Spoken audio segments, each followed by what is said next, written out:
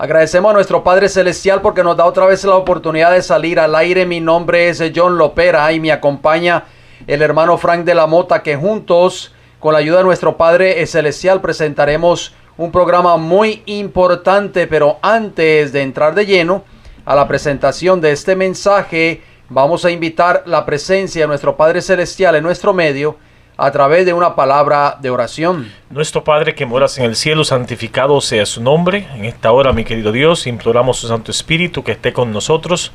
También esté con esos amigos oyentes que están en sintonía, Señor, esperando su palabra. Padre eterno, en esta hora imploramos su presencia, Señor, en el nombre bendito de Jesús que intercede por nosotros, Señor. Oramos. Amén. Amén. Le damos la bienvenida a cada uno de ustedes una vez más. Gracias, amigos radioyentes, por permitirnos entrar a sus hogares o donde quiera que nos estén sintonizando en este momento. Esperamos de que estos programas estén siendo de mucha bendición para cada uno de ustedes. Como siempre lo hacemos, vamos a hablar de salud y temperancia. Salud es el funcionamiento equilibrado de todos los elementos que constituyen el ser humano: cuerpo, mente y espíritu.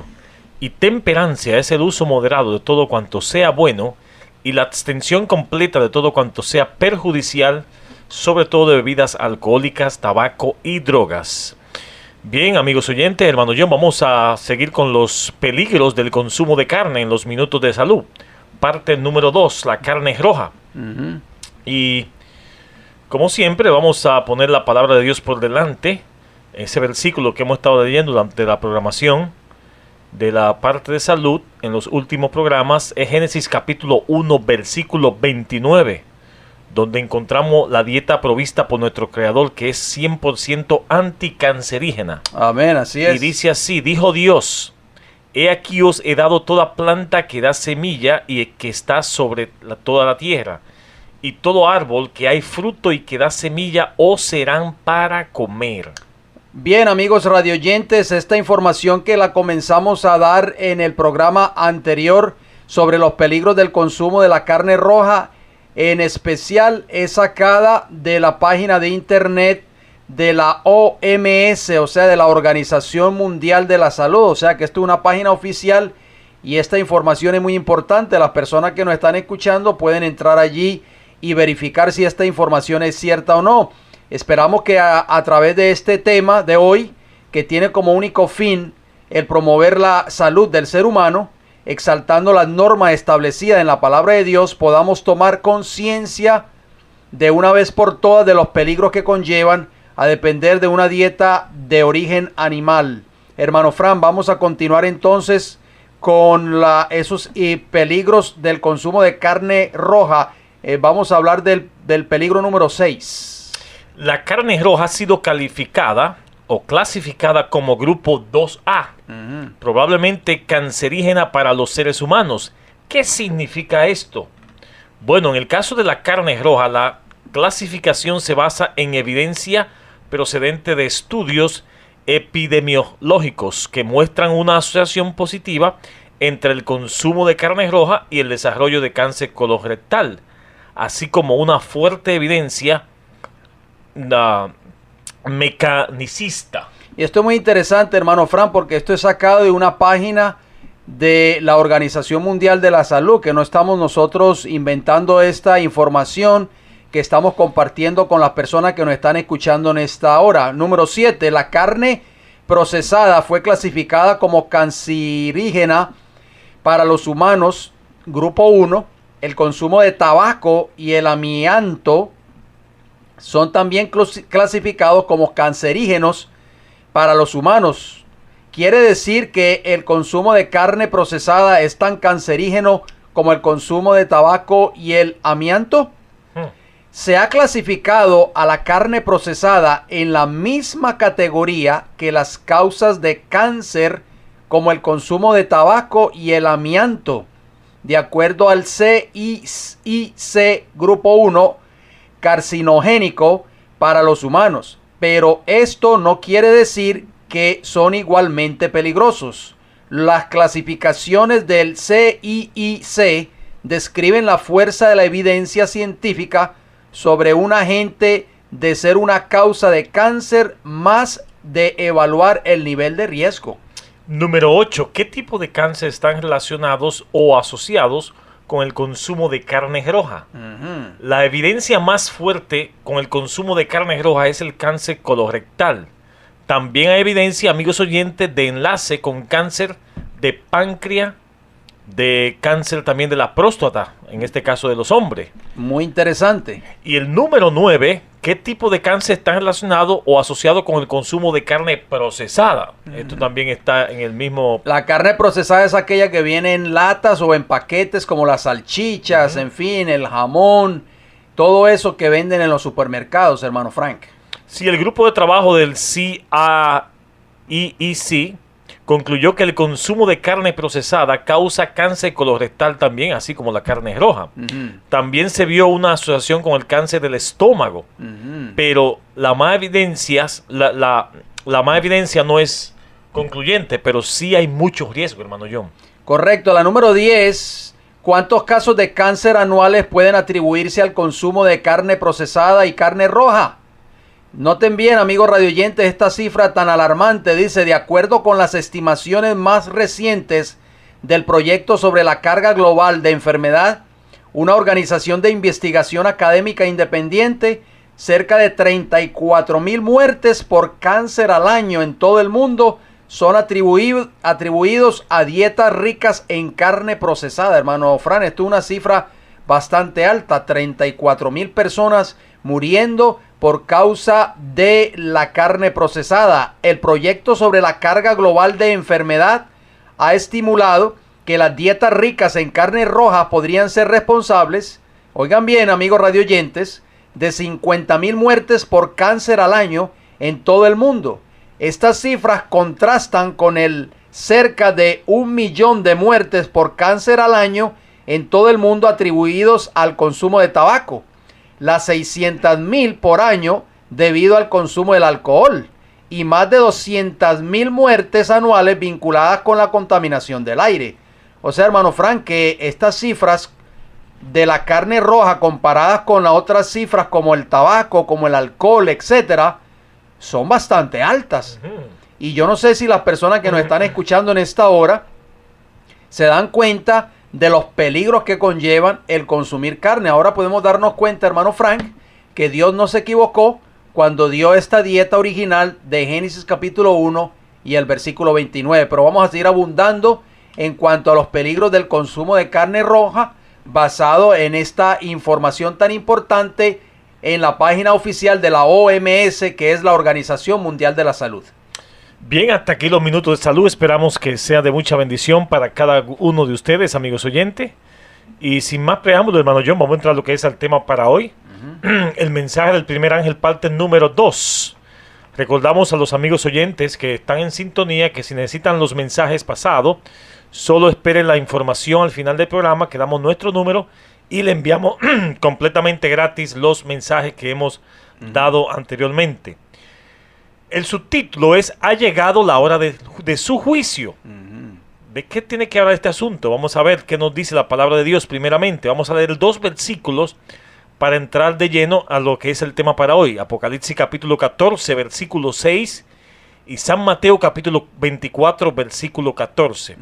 Apocalipsis 14, 6 dice: "Vi volar en medio del cielo a otro ángel que tenía el evangelio eterno para predicarlo a los moradores de la tierra, a toda nación, tribu, lengua y pueblo". Amén. Y San Mateo capítulo 24, versículo 14 nos dice: "Y será predicado este evangelio del reino en todo el mundo para testimonio a todas las naciones, y entonces vendrá el fin".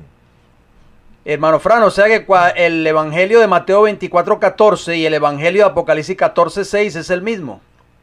No es diferente, porque a veces creemos de que es otro. Amigos radioyentes, este es el mensaje que va a concluir o va a dar la última advertencia para esta tierra antes de que Cristo venga por segunda vez a esta tierra. Por eso es importantísimo que nos hemos dado la tarea de preparar estos temas tan importantes para cada uno de ustedes, porque necesitamos prepararnos para el tiempo del fin. Cuando Cristo vino al mundo, las tinieblas cubrían la tierra y densa oscuridad las naciones. Los oráculos vivientes de Dios se estaban convirtiendo rápidamente en letra muerta.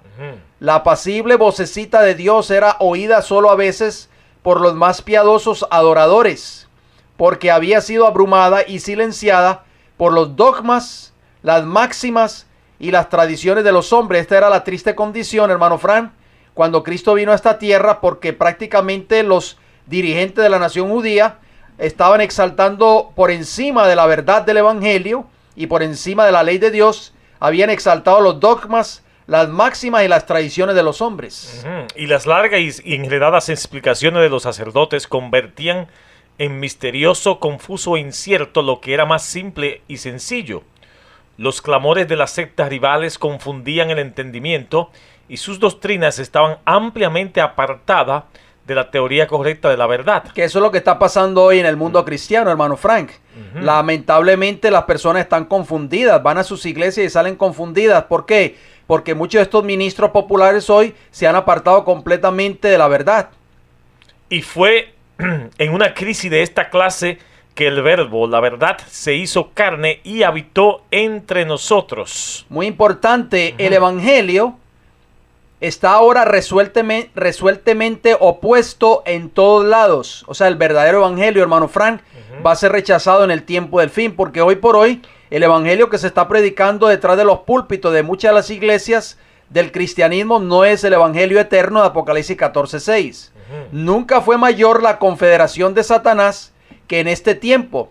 Los espíritus de las tinieblas se están combinando ahora con las agencias humanas, o sea, con los gobiernos de esta tierra, para colocarlas firmes en contra de los mandamientos de Dios. Esto es lo que está sucediendo hoy en este tiempo que nos ha tocado vivir. Y también las tradiciones y las falsedades son exaltadas por encima de las escrituras.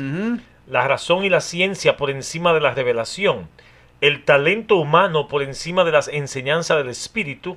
Forma y ceremonias por encima del poder vital de la piedad.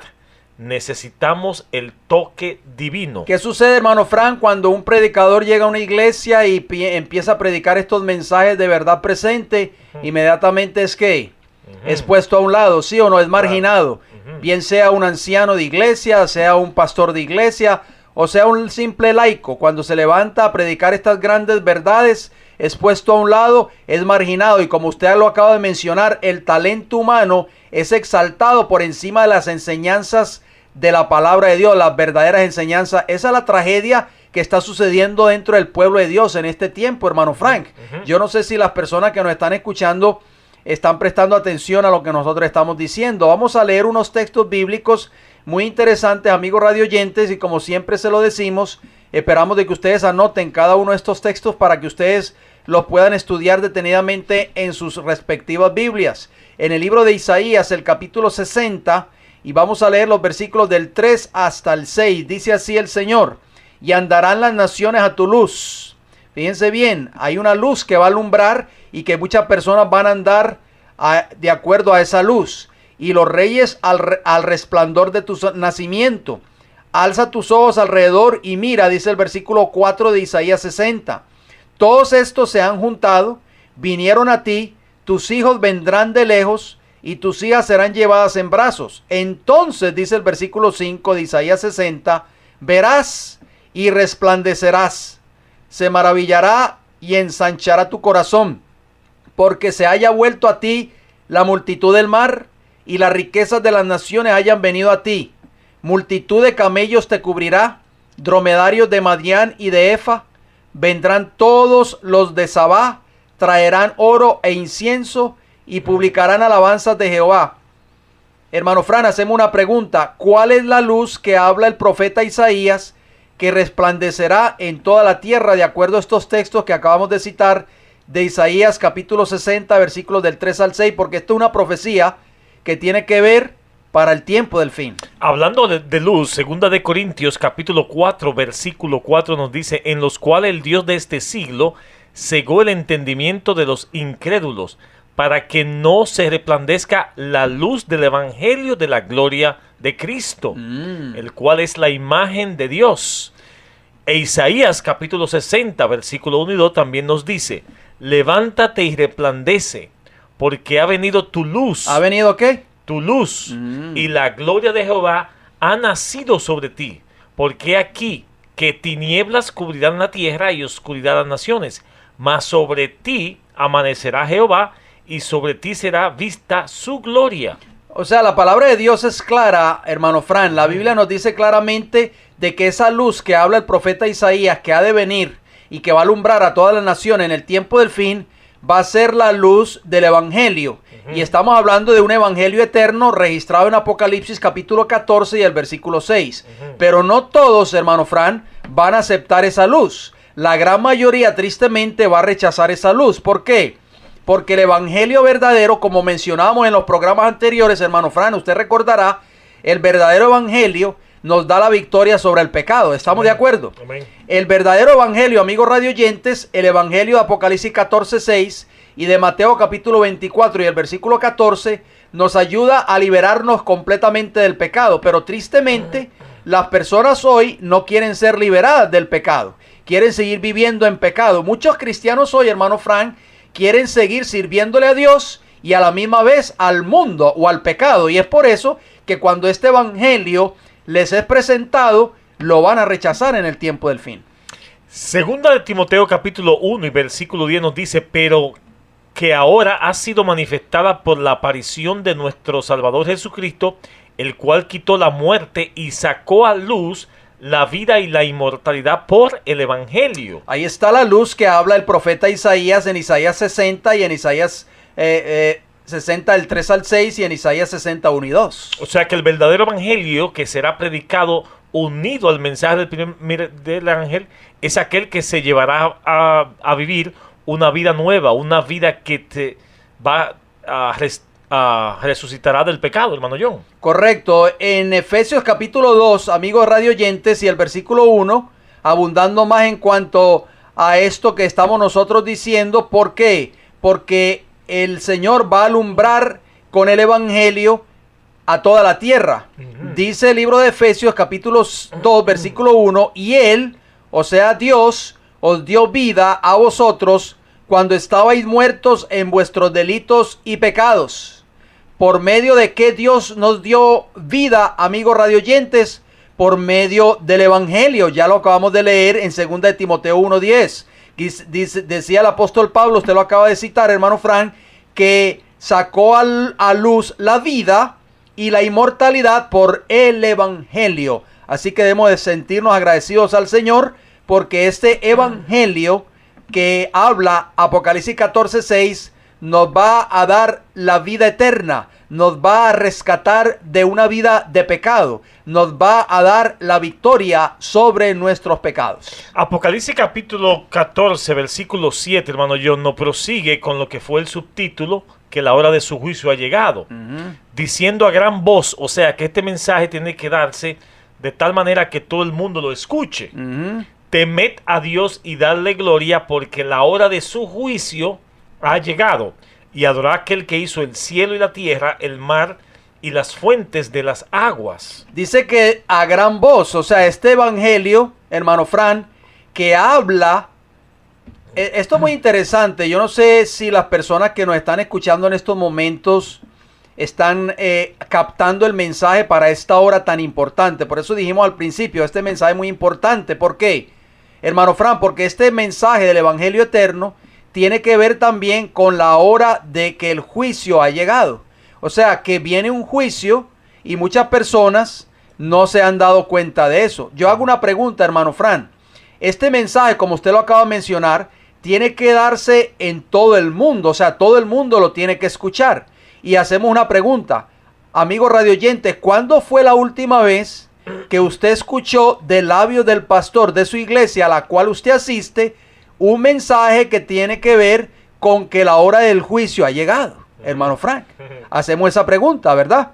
Porque este es un mensaje importantísimo, es el último mensaje de misericordia a este planeta Tierra. Y si es el último, quiere decir que ya no va a venir otro mensaje después de este. ¿En cuál periodo de la historia profética debía ser predicado el mensaje del primer ángel? ¿Y qué evento grandioso anunciaba este primer mensaje? Respuesta: al final del periodo profético de Daniel 8:14, el evento que anunciaba este primer ángel era la hora del juicio. Hacemos otra pregunta. ¿Hasta cuándo el cuerno pequeño tendría el dominio y echaría la verdad por tierra? De acuerdo a Daniel capítulo 8, versículos 13 y 14, nos dice lo siguiente. Entonces oí, o sea Daniel, a un santo que hablaba, y otro de los santos preguntó a aquel que hablaba, ¿hasta cuándo durará la visión del continuo y la prevaricación asoladora, entregando el santuario y el ejército para ser pisoteados? O sea, iban a ser entregados y ser pisoteados, hermano Fran, por el cuerno pequeño. Versículo 14, y él dijo, hasta 2300 tardes y mañanas, luego el santuario será purificado. Muy importante ese periodo profético, que lo hemos tocado en temas anteriores, pero lo vamos a ir ampliando más en esta serie que habla del mensaje del primer ángel. ¿Qué porción de los 2300 días o años mencionada en la visión fue cortada para los judíos? Daniel capítulo 9 versículo 24 nos dice, 70 semanas están determinadas sobre tu pueblo y sobre tu santa ciudad para terminar la prevaricación y poner fin al pecado y expiar la iniquidad para traer la justicia perdurable y sellar la visión y la profecía y ungir al santo de los santos. O sea, 70 semanas en profecía bíblica, amigos oyentes, equivalen a un periodo de 490 años. O sea, hermano Frank, que vemos dos periodos proféticos contenidos, uno en Daniel 8:14, hasta 2300 tardes y mañanas, y el santuario será purificado, ya lo acabamos de leer, y también vemos otro periodo en Daniel 9:24, 70 semanas, o sea, 490 años, 7 por 7, 49, estaban determinadas o cortadas sobre el pueblo y sobre la santa ciudad. O sea, hermano Fran, que de ese periodo profético, que es el periodo profético más largo de la escritura, 2300 tardes y mañana de Daniel 8:14, de ese periodo profético se iban a cortar o separar 490 años. Y esos 490 años que ya hemos explicado esa profecía en temas anteriores, si usted quiere obtener ese estudio, usted nos puede llamar o escribir. Ese periodo profético, hermano Fran, estaba única y exclusivamente separado para la nación judía, número 1, y para la ciudad de Jerusalén, número 2. O sea, es muy importante. Hacemos otra pregunta. ¿Cuándo comenzaría a correr este periodo de tiempo profético? O sea, el tiempo profético de las 70 semanas de Daniel 9:24. La Biblia lo dice, Daniel capítulo 9 y el versículo 25. Dice, sabe pues y entiende, Daniel, le está diciendo el ángel a Daniel, que desde la salida, ¿desde cuándo, amigos radioyentes?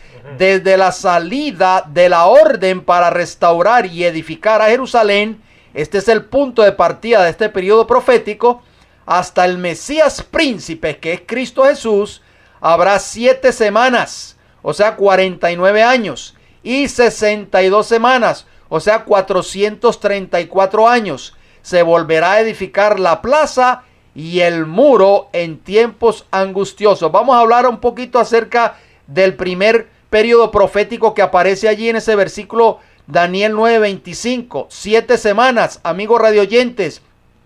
Ese iba a ser el periodo que iba a tomar la reedificación de Jerusalén, que nosotros sabemos que estaba en ruinas. ¿Por qué? Porque el rey Nabucodonosor, casi prácticamente 70 años antes, que fue lo que duró el cautiverio del pueblo de Israel en Babilonia, hermano Frank, había venido, había invadido a Jerusalén y había destruido el templo y la ciudad de Jerusalén. Y se había llevado muchos de los judíos cautivos a Babilonia. Entre ellos se encontraban Daniel y sus 3 compañeros, Sadrach, Mesach y Abednego. Eso lo vemos y lo estudiamos en el capítulo 1, 2 y 3 del libro de Daniel. El primer periodo profético que iba a durar la edificación de Jerusalén era de 7 semanas, que es igual a 49 años. Si comenzamos la fecha de partida de esa orden para edificar y restaurar a Jerusalén, fue dada en el año 457 a.C., amigos radioyentes, y se le sumamos 49 años, nos lleva al año 408 a.C. Ahí terminó, hermano Frank, la edificación de Jerusalén. Eso lo encontramos en el libro de Esdras, el capítulo 7, los versículos del 11 al 26. ¿Dónde se encontraba el profeta Daniel y por qué? Daniel capítulo 1, versículo 1 y 2 nos dice: en el año tercero del reinado de Joacín, rey de Judá, vino Nabucodonosor, rey de Babilonia, a Jerusalén y la sitió.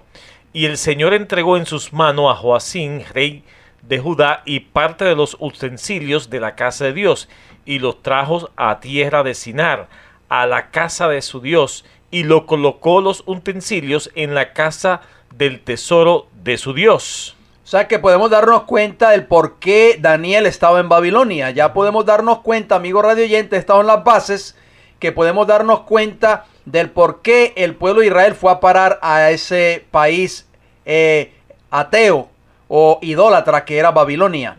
¿Por cuánto tiempo estaba profetizado que duraría el cautiverio del pueblo de Israel en Babilonia?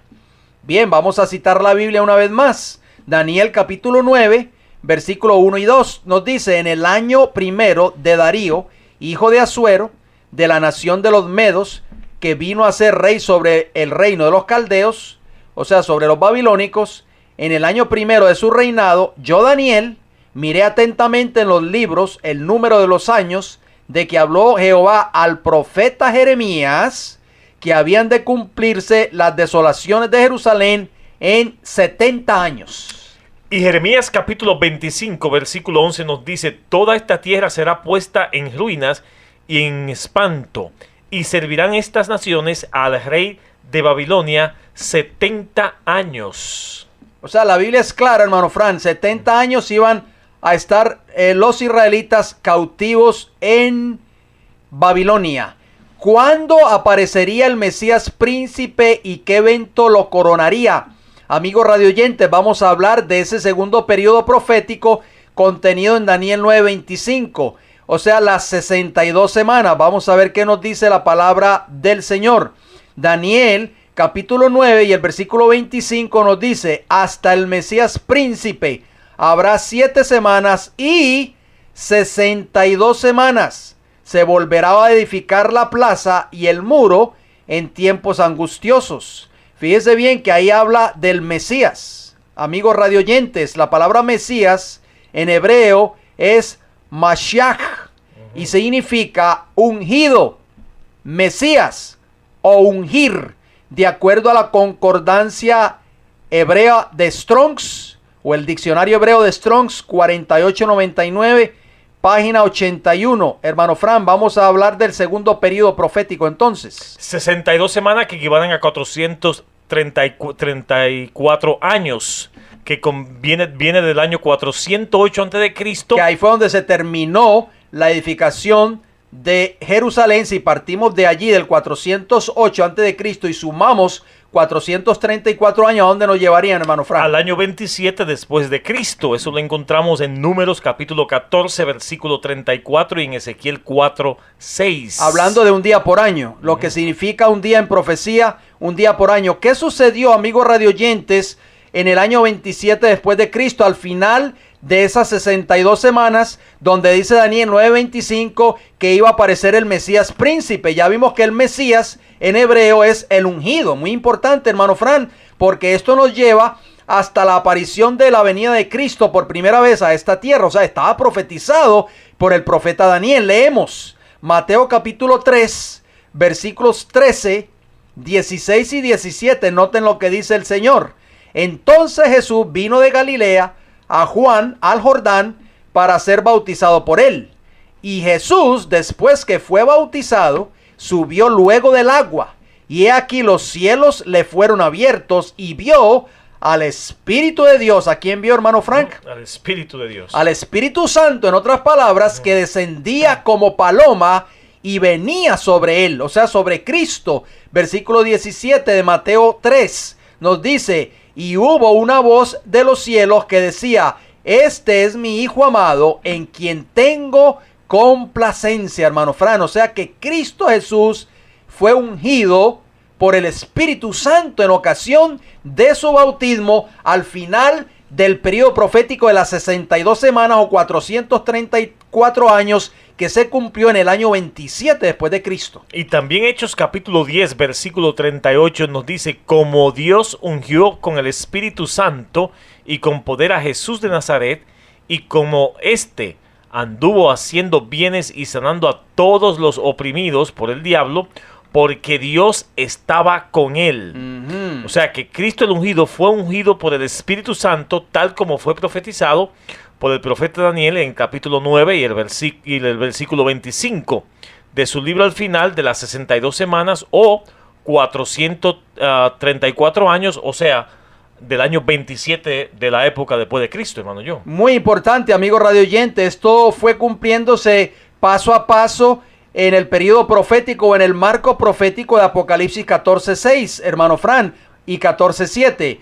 ¿Qué le iba a suceder al Mesías después de las 62 semanas y cuándo pasaría? Vamos a ver qué nos dice el profeta Daniel. Daniel capítulo 9 y el versículo 26 nos dice, y después de las 62 semanas, que sabemos que se cumplieron en el año 27 después de Cristo, como acabamos de mencionar, cuando Cristo fue ungido en ocasión de su bautismo en el río Jordán, dice que después de las 62 semanas se quitará la vida al Mesías. Mas no por sí, hermano Fran, yo no entiendo por qué la nación judía no entendió esta profecía bíblica que ahí hablaba de que el Mesías que iba a venir iba a morir por nosotros en la cruz del Calvario. Los discípulos creían de que Cristo iba a establecer un reino en esta tierra. Ahí podemos darnos cuenta, hermano Fran, como dijimos al principio cuando abrimos este programa de hoy, que la nación judía tenía una venda en sus ojos, porque los dirigentes de la nación judía se habían encargado de esconder la verdad. Esta era una verdad maravillosa que tenía que estar siendo predicada en los tiempos de Jesús, porque era el cumplimiento profético de Daniel 9, pero esa verdad había sido escondida y se habían exaltado las máximas y las tradiciones de los hombres. Por eso los discípulos, cuando vino el verdadero Mesías, no creían en él, no creyeron en él, lo abandonaron en su momento más difícil, cuando estaba allí en Getsemaní, y muchas veces le preguntaron a Jesús, Señor, ¿cuándo vas a establecer el reino en esta tierra? Y antes de que se le quitara la vida al Mesías, ¿qué pasaría durante una semana o 7 años? Daniel capítulo 9, versículo 27 nos dice profetizando, y por otra semana, o sea, por 7 años, confirmará el pacto con muchos. ¿Confirmará qué? El pacto con muchos, o sea, una semana que equivale a 7 años. Del año 27 después de Cristo hasta el año 34 después de Cristo. Es muy importante lo que usted acaba de decir. Ese pacto se cumplió por una semana más. La palabra pacto en hebreo, amigos radioyentes, es berit. Y significa, escuchen bien lo que significa. ¿Por qué? Porque el Mesías por una semana más iba a confirmar el pacto con muchos. Dice Daniel 9:27. Esa palabra significa pacto, hacer alianza, seleccionar, cortante, alimentar o comida o manifestarse, de acuerdo al diccionario hebreo de Strong's. Una vez más citamos ese diccionario, número 1285 y la página 21, hermano Fran. Algo muy interesante, pasó algo muy importante durante ese cumplimiento de esos últimos 7 años de esa profecía de las 70 semanas. Mateo capítulo 10, escuchen bien, amigos radioyentes, versículos 5, 6 y 34, lo siguiente: a estos 12 envió Jesús y les dio instrucciones diciendo, esto fue cuando Cristo eligió a los 12 apóstoles: por camino de gentiles no vayáis, no se le olvide eso, subrayen esa palabra, amigos radioyentes, por camino de gentiles no vayáis, y en ciudades samaritanos no entréis, sino id antes a las ovejas perdidas de la casa de Israel. No penséis que he venido para traer paz a la tierra, dice el versículo 34, no he venido para traer paz, sino, ¿qué cosa? Espada. Me llama mucho la atención esa palabra espada, hermano Fran. ¿Por qué? Porque la palabra que mencionamos como pacto, porque dice que iba a confirmar el pacto con muchos por una semana, la definición de esa palabra pacto es cortante. ¿Por qué Cristo les hizo esa prohibición a sus discípulos cuando los mandó a predicar el evangelio? amigos radioyentes, de que no fueran por camino de gentiles ni entraran en ciudades samaritanos? ¿Acaso Cristo estaba discriminando a esos dos grupos de personas con la verdad del evangelio? No, por supuesto que no. Lo hizo porque el tiempo del cumplimiento de la profecía de las 70 semanas no había aún llegado a su fin. Este suceso tomó lugar poco después del bautismo de Cristo en el río Jordán en el año 27 después de Cristo, hermano Fran. O sea que esa profecía todavía, como originalmente fue dicha por Daniel, esa profecía había sido dada para el pueblo de Israel, primeramente para la nación judía y para la ciudad de Jerusalén. Por eso Cristo le dijo a sus discípulos: no vayan por camino de gentiles ni entren en ciudades samaritanos. ¿Por qué? Porque el mensaje se tiene que cumplir primeramente para la nación judía. Esa profecía de las 70 semanas se tiene que cumplir primero con el pueblo de Israel. Y abarcando un poquito más sobre esto, hermano John, Juan capítulo 6, versículos 27 y 35 nos dice: trabajad no por la comida, y esta es la palabra pacto otra vez en hebreo, que perece, sino por la comida que a vida eterna permanece, la cual el Hijo del Hombre os dará. Jesús dijo: yo soy el pan de vida. ¿Qué es pan? Comida. El que a mí viene nunca tendrá hambre, y el que en mí cree no tendrá sed jamás. O sea que el pacto que Cristo haría en la última semana después de su bautismo era el evangelio de la salvación. Amén. Era la comida, el alimento que la nación judía necesitaba. Es por eso que Jesús le dio la orden a sus discípulos para que fueran primeramente la nación judía, como usted mencionó. Muy importante, porque eso estaba profetizado en Daniel capítulo 9, ya lo leímos al principio. Mateo capítulo 10, versículos 34 y 35 nos dice: no penséis que he venido para traer paz a la tierra, dijo Jesús.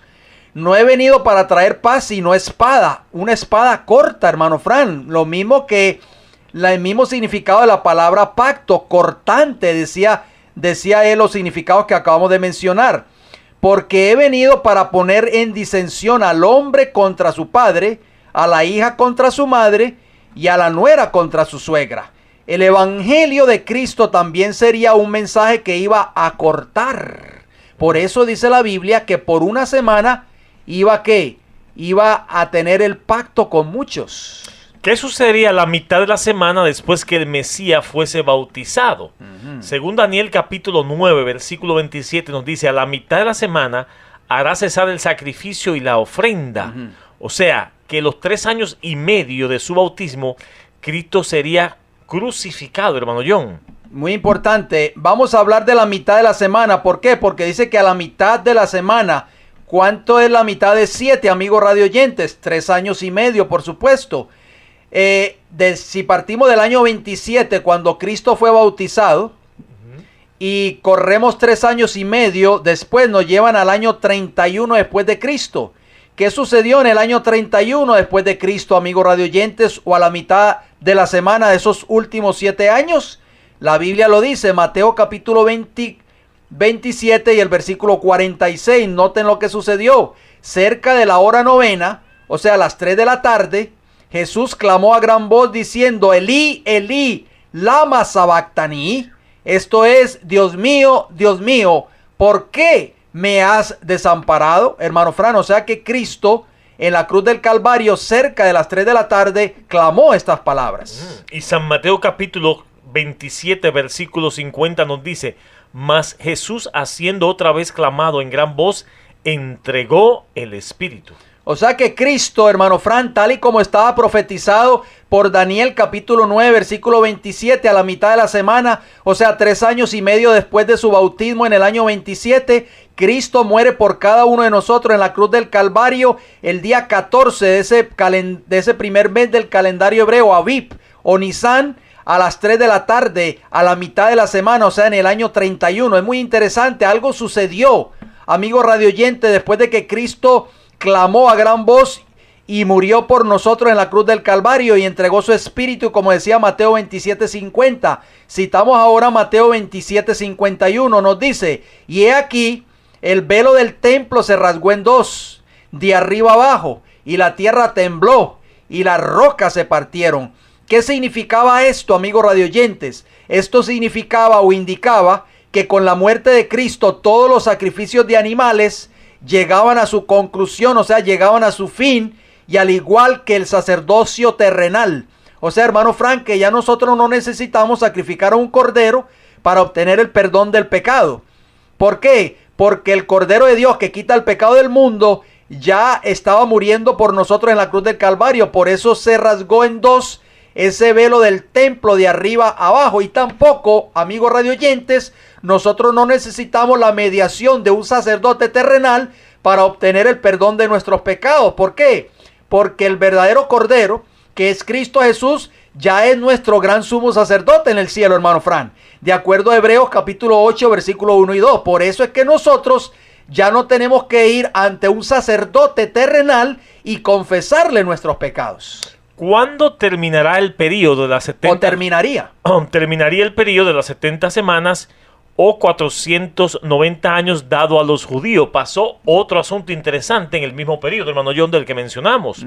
Daniel capítulo 7, versículo 27 dice, y por otra semana... Perdón, Daniel 9, 27, corregimos. 9, 27, y por otra semana confirmará el pacto con muchos. Esto también tiene otro significado, hermano John, porque la última semana, que equivale a 7 años en el periodo que mencionamos, 27 después de Cristo, hasta el 34 después de Cristo, pasó algo cortante. Muy importante, ahí termina los 490 años de ese periodo profético, hermano Frank. ¿Qué sucedió en el año 34, en esos últimos 7 años, o en esa última semana, o en ese último periodo profético, como usted lo mencionó, que abarcaron del año 27 después de Cristo al año 34? Algo sucedió.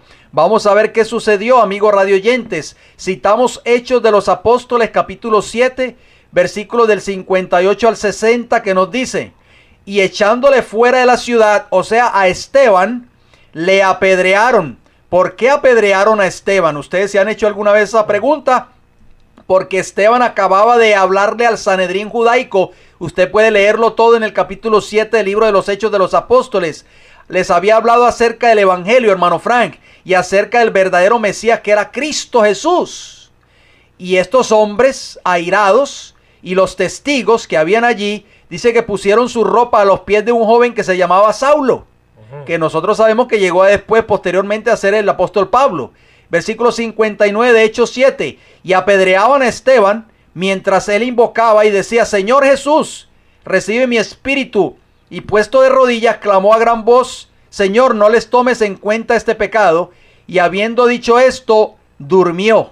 Algo interesante, hermano Fran. Vamos a ampliar un poco más acerca de lo que pasó en ese año 34, que fue el último año prácticamente de ese largo periodo de 490 años o 70 semanas, dado especialmente a la nación judía. Hechos capítulo 8, versículo 1, 4 y 5 también nos dice: y Saulo consentía en su muerte, o sea, en la de Esteban. En aquel día hubo gran persecución contra la iglesia que estaba en Jerusalén, y todos fueron esparcidos por las tierras de Judea y de Samaria.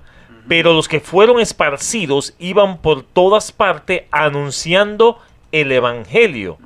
Entonces, ¿anunciando qué? El evangelio. Entonces Felipe descendió a la mitad a la ciudad de Samaria, le predicaba a Cristo. Mateo capítulo 10, versículos 5 y 6, Cristo había dicho, hermano John, de que a sus discípulos de que no fueran en aquella vez a los gentiles todavía, pero ahora sí el evangelio es predicado a todas naciones, porque el pueblo judío había cumplido con la profecía de Daniel capítulo 9, versículo 25 al 27. O sea, las 70 semanas se habían cumplido finalmente y habían sellado su suerte con el rechazo del Mesías en el año 34 después de Cristo. Muy importante, hermano Fran, lo que usted acaba de mencionar. Por eso el evangelio es predicado ahora sí a los gentiles. Vemos el caso de Felipe, como usted lo acaba de mencionar, yendo a las tierras de Samaria y anunciando el evangelio a los gentiles, hermano Fran. ¿Por qué? Porque ese evangelio primeramente fue dado por Cristo cuando estuvo en esta tierra por 3 años y medio, y posteriormente fue dado por sus discípulos. ¿Y qué sucedió? Los discípulos de Cristo fue crucificado primeramente, rechazado, el Mesías, el ungido. Y número 2, sus discípulos, hermano Fran, fueron puestos en la cárcel. Vemos a Pedro, vemos a Juan. Usted puede leer toda esa historia, amigo radioyente, en el libro de Hechos de los Apóstoles, los primeros 4 o 5 capítulos, hermano Fran. Podemos darnos cuenta, hermano Fran, que los dirigentes de la nación judía rechazaron el Mesías, número 1, y rechazaron el evangelio eterno.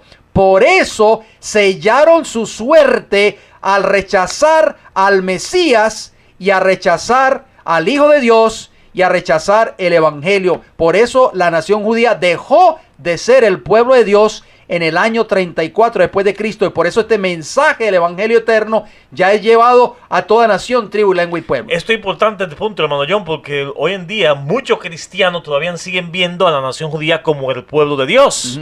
Y ellos, como cualquier otro ser humano, necesitan a Cristo para ser salvo. Los judíos tienen derecho a salvación también si aceptan a Cristo como el Mesías y como su Salvador personal. Pero la nación judía ya dejó de ser el pueblo elegido de Dios. Ahora el pueblo verdadero de Dios es su iglesia, y lo dice el apóstol Pablo, y eso lo hemos dicho en programas anteriores muchas veces. ¿Qué otro evento tomaría lugar en esta profecía y cuándo se realizaría? Daniel capítulo 9, versículo 26, continuamos, y dice: y el pueblo de un príncipe que ha de venir destruirá la ciudad y el santuario, y su fin será con inundación. Estamos hablando de un periodo de 36 años, hermano John. O sea, 36 años después, hermano Fran, del año 34, cuando la nación judía rechazó finalmente al Mesías y al evangelio. Si sumamos del año 34 después de Cristo y contamos 36 años después, esto nos lleva, amigos radioyentes, al año 70 después de Cristo. ¿Qué ocurrió en el año 70 después de Cristo? Ocurrió un evento grandioso. Ocurrió la destrucción de Jerusalén. Amigos radioyentes, ¿por quién? Por Roma imperial, tal y como estaba profetizado en Daniel capítulo 9, versículo 26. Lo leemos. Mateo 24, 15 y 16, hermano Fran, porque estas son palabras de Jesús profetizando este evento. Dice Mateo 24, 15, por tanto, dijo Jesús, cuando veáis en el lugar santo, o sea, en el templo, la abominación desoladora, esa abominación desoladora, vamos a ver quién iba a ser, de que habló el profeta Daniel. Ahí está, amigos radioyentes, lo acabamos de leer en Daniel 9, 26. El que lee entienda, dijo Jesús, hermano Fran.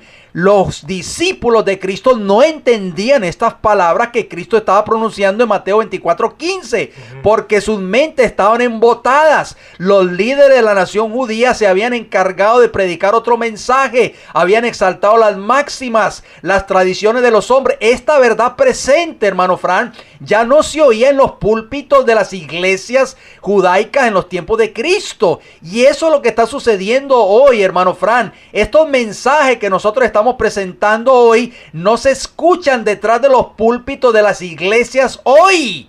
¿Qué está pasando, amigos radioyentes? Dice el versículo 16, entonces los que estén en Judea, dijo Jesús, huyan a los montes. Vamos a ver quién era esa abominación desoladora, hermano Frank. Lucas capítulo 21, versículos 20 y 21 nos dice, pero cuando veréis a Jerusalén rodeada de ejércitos, sabed entonces que su destrucción ha llegado. En Daniel capítulo 9, versículo 26, vemos cumpliéndose literalmente esta profecía. Entonces los que estén en Judea huyan a los montes, y los que estén en medio de ella, váyanse. O sea que la abominación desoladora, hermano Frank, tenía que ver con ejércitos. ¿Cuáles ejércitos está hablando allí Jesús en Mateo 24 y en Lucas 21, amigos radioyentes? Por supuesto, los ejércitos de Roma, que llegaron en el año 70 después de Cristo, tal y como lo profetizaba Daniel 9:26, y destruyeron el templo y la ciudad de Jerusalén. Leemos Mateo 24, 1 y 2, porque esto lo profetizó Cristo. Los discípulos no lo entendieron en aquella ocasión, hermano Frank, pero después sí lo comprendieron. Mateo 24, 1 nos dice, cuando Jesús salió del templo y se iba, se acercaron sus discípulos para mostrarle los edificios del templo.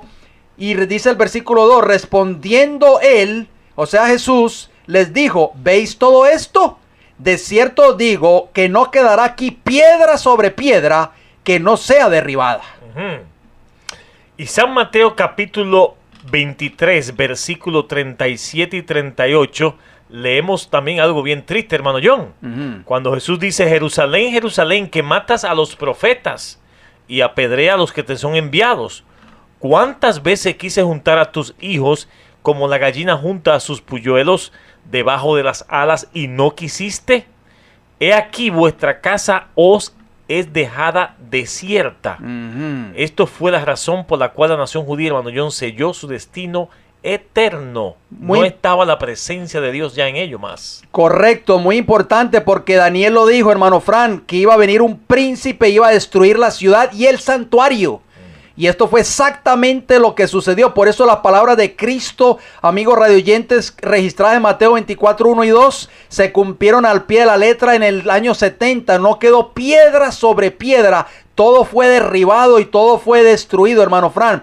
Usted mencionó Mateo 24, 37 y 38. He aquí vuestra casa os es dejada desierta.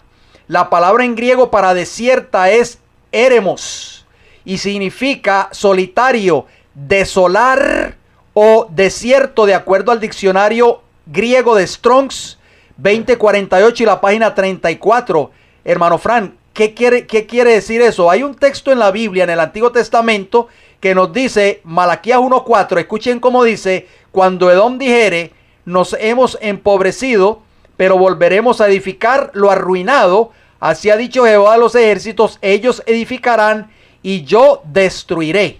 Hermano Fran, esto es importante porque hoy se habla mucho de la reedificación del templo de Jerusalén. Usted lo ha oído muchas veces en las noticias y en los periódicos. Y también Lucas capítulo 13, versículo 35, nos dice, he aquí vuestra casa os dejada desierta, y os digo que no me veréis hasta que llegue el tiempo en que digáis, bendito el que viene en el nombre del Señor. O sea que esa casa iba a estar desierta, hermano Fran. Y ya vimos que la palabra desierta significa desolado o destruida o solitaria.